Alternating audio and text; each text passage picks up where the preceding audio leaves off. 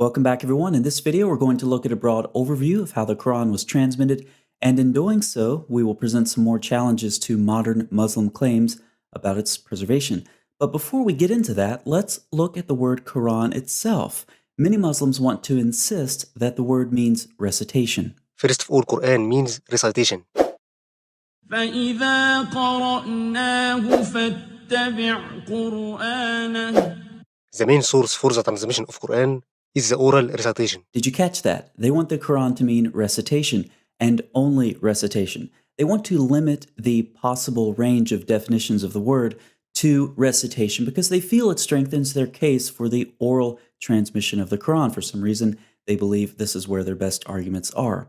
However, about the word Quran, Yasser Qadi states, the most popular opinion, and the opinion held by Tabari, is that the word Quran is derived from qara'a, which means to read, to recite.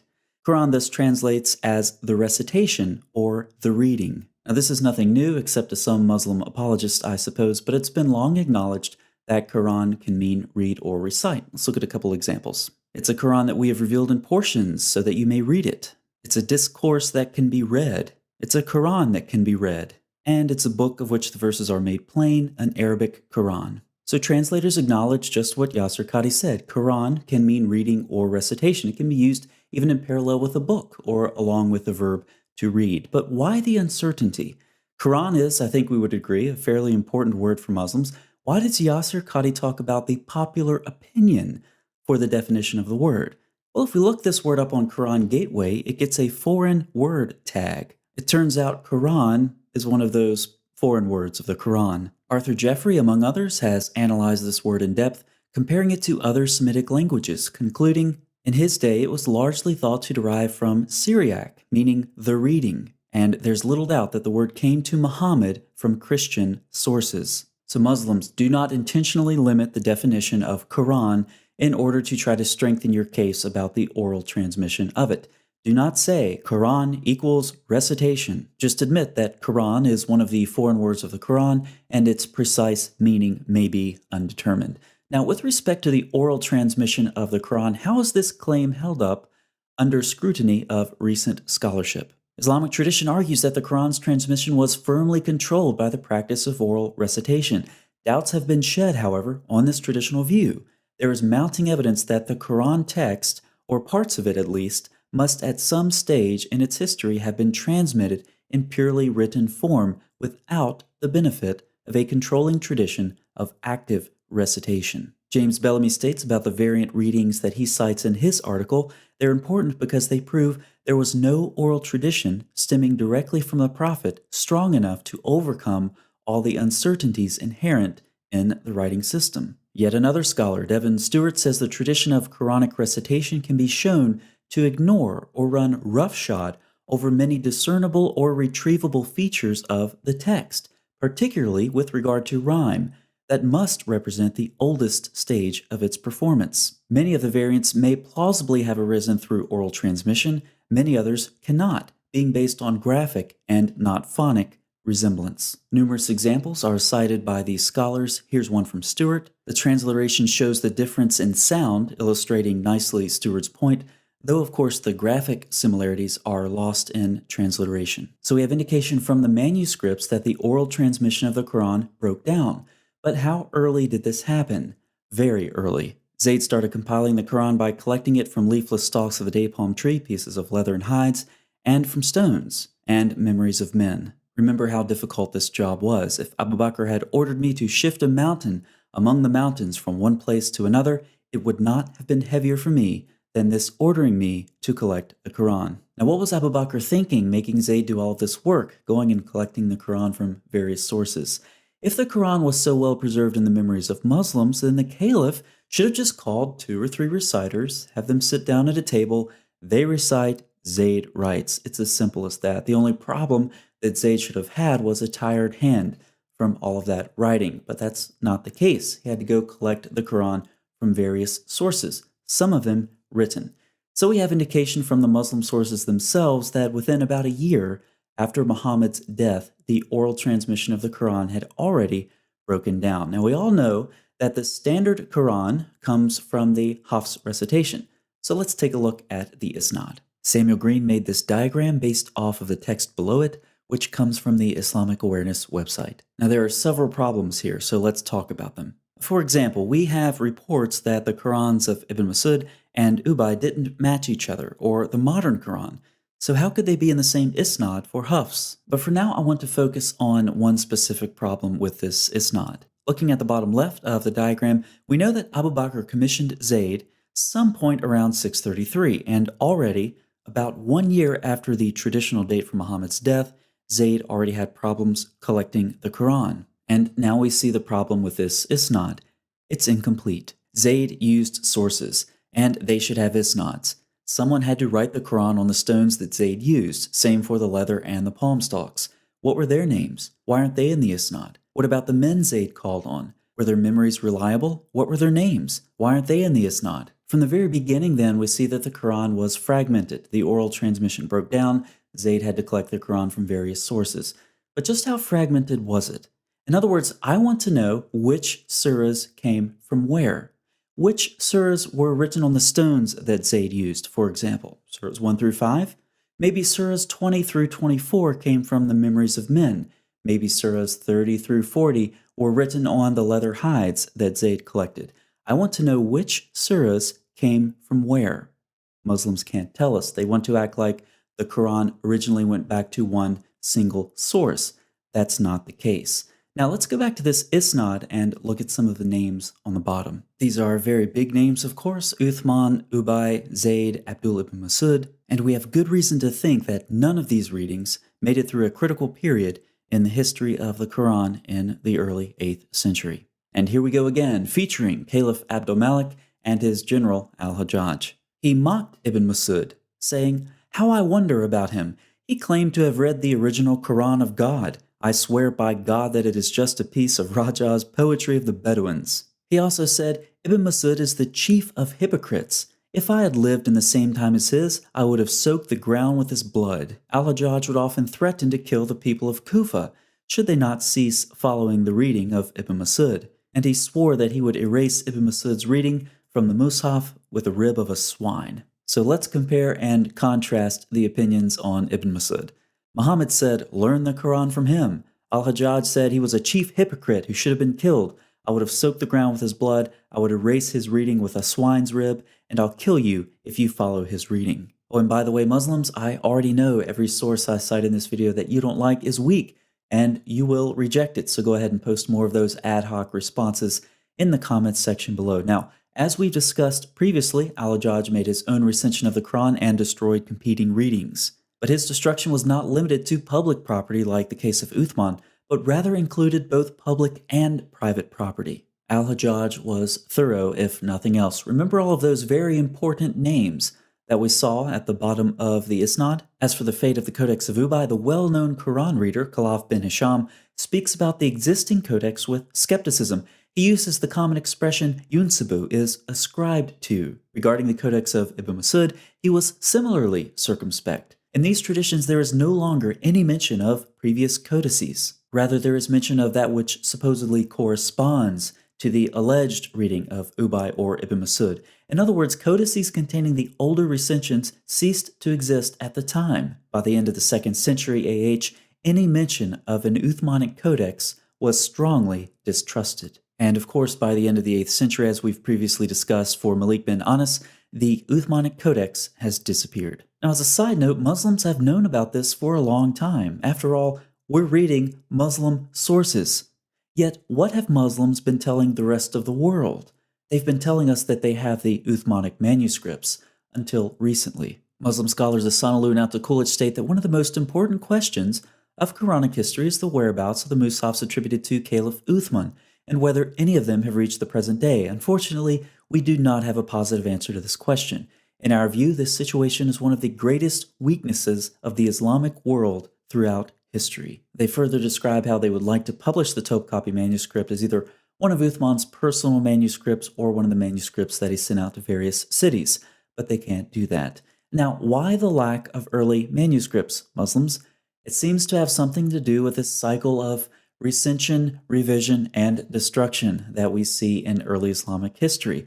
Uthman revised the Quran then destroyed his sources. Al-Hajjaj revised the Quran and then destroyed competing readings. Now, what about Al-Hajjaj's Quran?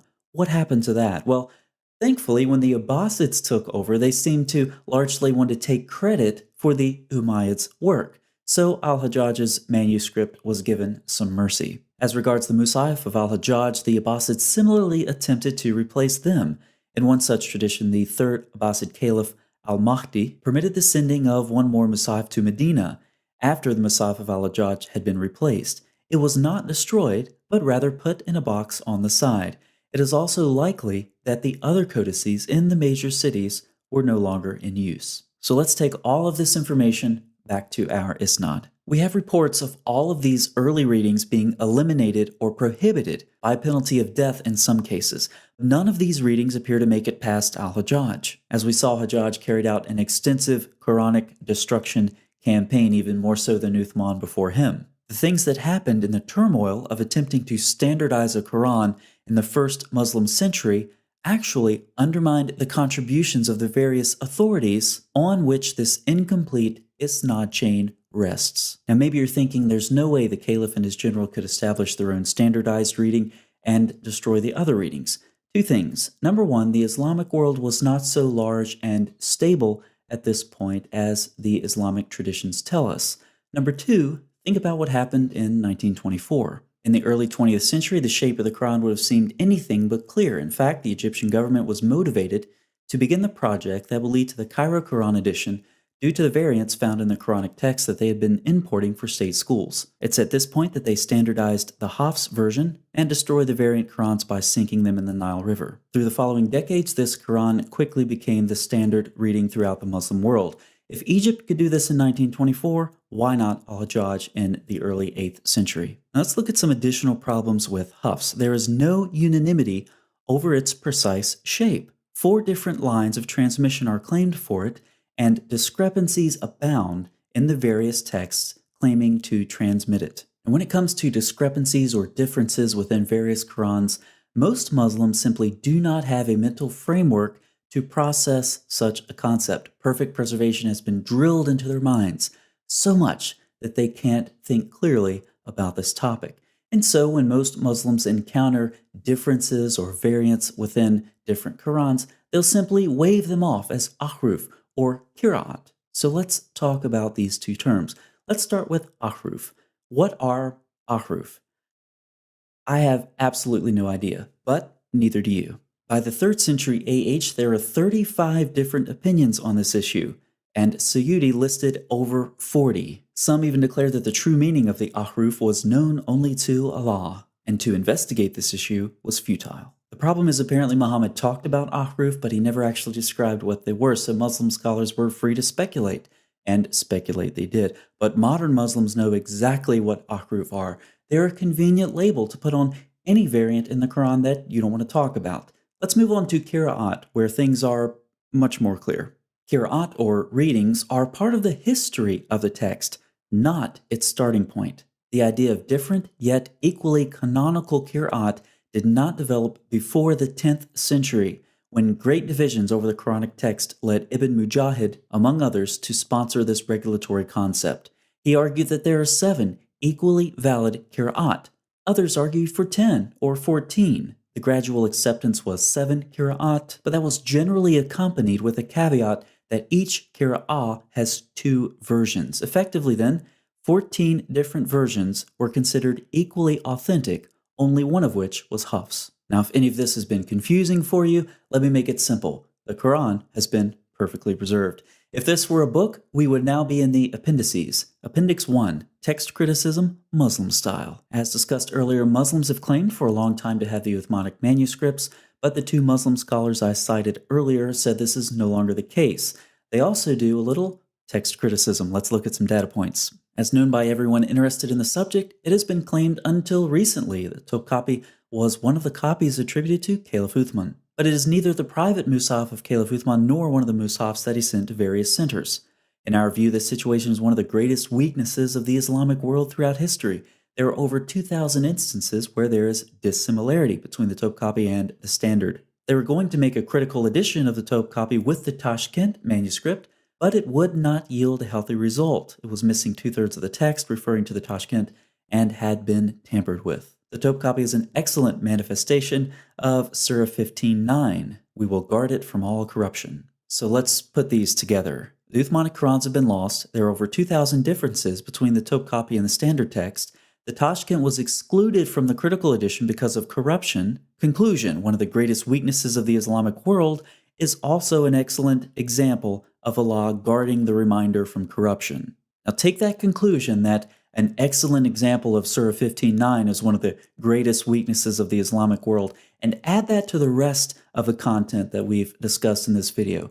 It really makes one ask the question, what would a bad example of Allah guarding the reminder look like? Now, take note of their methodology. They didn't want to make a critical edition between the Topkapi and the Tashkent because it would not yield a healthy result. Christians, once again, take note of their methodology. Anytime a Muslim brings up a variant reading to you in the New Testament, just say, I don't like that manuscript. It doesn't yield a healthy result, so we're just going to exclude it from the conversation. No, that doesn't work in the scholarly world. That only works in text criticism, Muslim style. Appendix 2, Non-Muslim Scholars and Quranic Manuscripts. This will be a short appendix. Muslims frequently criticize non-Muslim scholars for getting involved in the study of their religion, especially of their Quran.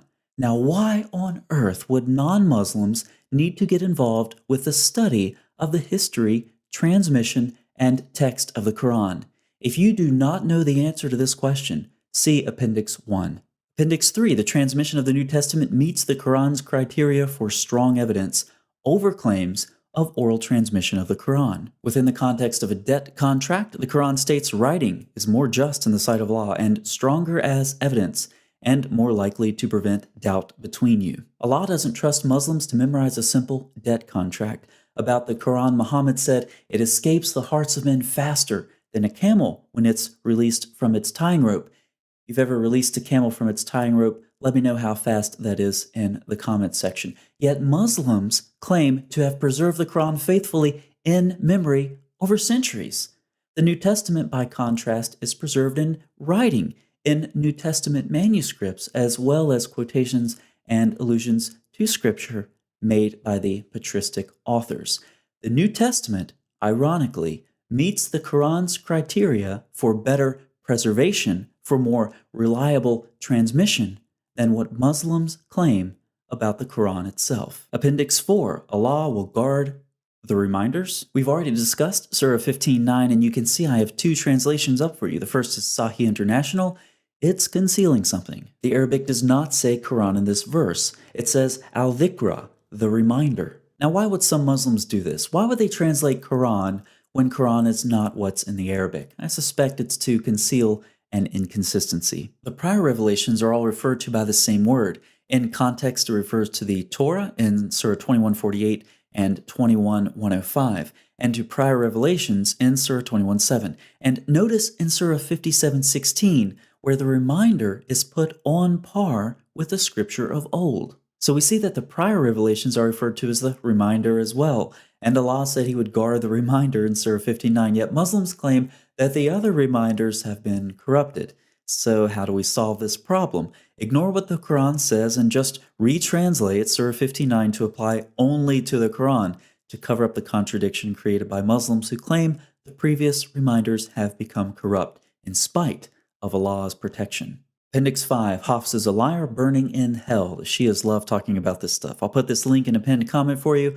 We'll just go over it briefly. Asim was reliable but weak in memorization, and we have serious statements against Hafs. According to Bukhari, he was rejected, Muslim, rejected, Anasai, rejected, not reliable, and his narrations are not written. Ibn Hanbal, rejected, liar, weak, rejected, not truthful. So with respect to Hadith, Hafs is a liar, and Muhammad said if you lie about him, then you burn in hell. So the person for whom the standard recitation of the Quran is named is a liar burning in hell. Appendix 6, you have lots of different Bibles. We have one Quran.